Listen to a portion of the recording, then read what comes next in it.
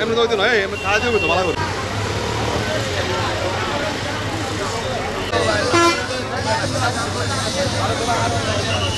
চিন্তায় hijack, mobile চিন্তায় প্রতিটা মানুষকে লাঞ্ছিত করা হয়।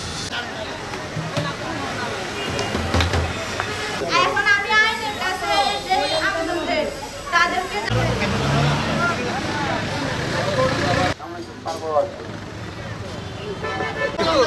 আচ্ছা আচ্ছা ওই মেম্বার আমাদের মেয়েরাও ছেলেরাও সেফ নেই, মেয়েরা কীভাবে সেফ হবে ছেলেদের উপরে বলৎকার শুরু হয়েছে এবং এরা সন্ত্রাসের সাথে জড়িত, চিন্তা চাঁদাবাজির সাথে জড়িত।